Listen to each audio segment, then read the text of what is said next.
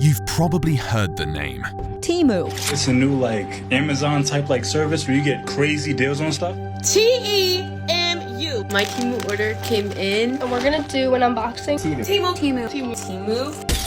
Created out of thin air and crowned as a multinational behemoth in mere months. From glowing reviews and dirt-cheap prices to a series of lawsuits, revolts and deaths, Temu truly has it all. But even after scrolling for hours, you'll come to the daunting realization that their primary product may be hidden within. This is the fascinating story and rise of Temu. Temu was launched in July of 2022 and surpassed 100 million active users in less than a year, with the majority from the United States. This is a feat that would be impressive for even the largest technology companies. So how did they do it? When you first arrive on the website, you're greeted with a coupon offer in the form of a wheel. Users may be surprised to win the highest prize, $100, but in actuality there is no highest prize because everyone wins. Every time you go to the website, no matter the device or browser, you'll spin the $100 reward. For a legitimate business, this would be seen as an immediate red flag, but for Temu, this is par for the course. Other shoddy practices include a countdown timer for free shipping, which resets indefinitely, or perhaps the games you can play to win free items and coupons, all to get you coming back to the app day after day. Users can even refer others and earn commissions. Both small and large social media influencers have been flooded with lucrative offers from Temu. They create unboxing videos where the products are often free and receive a payment on top of it. The videos are quite literally a giant advertisement, and it isn't always disclosed. Though Temu's influencer marketing is just a tiny fraction of their overall budget. Their notorious 30-second Super Bowl commercial had a hefty cost of $14 million, and their online marketing spend on Google, Facebook, TikTok, and Apple is in the hundreds of millions. For example, the Super Bowl commercial has been advertised on YouTube, amassing over 550 million views to date. The coupons, referral fees, marketing, free shipping, 90-day returns, and most importantly, the prices. Prices that are 10 times cheaper than Amazon in many cases. These are not typical loss leaders. How can Temu offer such low prices on essentially all of their items? There's something more going on. An analysis of the company's supply chain costs by Wired, which was confirmed by a company insider, shows that Temu is losing an average of $30 per order, all for the goal of breaking into the American market and other Western markets such as Canada, Australia, and New Zealand. And it's working. Temu is currently the most downloaded app of 2023, right on top of TikTok. The 4 most downloaded apps have one thing in common: they are owned by Chinese companies.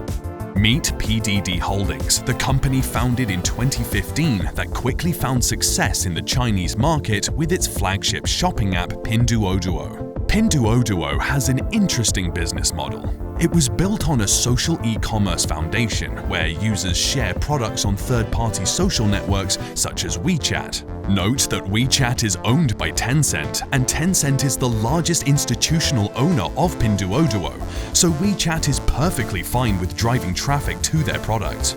Friends and family create shopping teams and then purchase products in bulk at discounted prices as a group. The large buyer base incentivizes merchants to sell on the platform and keep prices down. A whopping 77% of Pinduoduo's revenue comes from online marketing, where merchants advertise their products when users search for what they need. Amazon has a similar model which generated $38 billion in ad revenue in 2022. That's larger than the entirety of YouTube, which did $29 billion in revenue during the same year.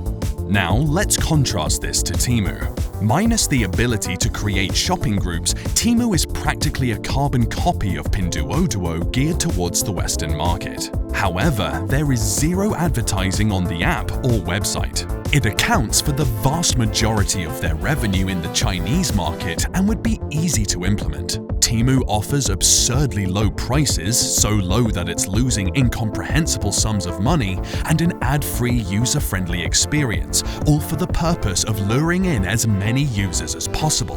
The question is, why? In March 2023, Pinduoduo was suspended from the Google Play Store over malware found in the app. The malware allowed the app to bypass cell phone security settings to spy on other apps, read notifications and messages, and even change settings. By downloading the app, Pinduoduo gained full access to a user's contacts, calendars, photo albums, social media accounts, chats, and texts. Valuable information for the Chinese Communist Party to surveil the population and crush dissidents. Although Temu is still on the app stores, the practices of its parent company are concerning. Temu could very well be a Trojan horse for the CCP to access American data. Cybersecurity concerns aren't the only alarming factor. Temu's parent company has a history of neglect and exploitation. In 2021, a 22-year-old employee at Pinduoduo was leaving after a long day of work at 1:30 a.m. She suddenly collapsed and was rushed to the hospital by her co-workers, but it was too late. She died 6 hours later.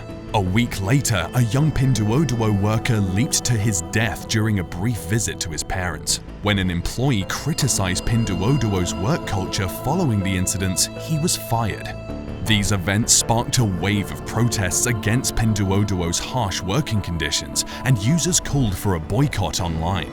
It spread to criticism of the 996, a common work schedule in China's technology industry where employees are expected to work from 9 a.m. to 9 p.m. 6 days a week, not including overtime. In a bizarre move, Pinduoduo released a message from the father of the female employee where he thanked the company for their support. Whether this was a legitimate message is anyone's guess.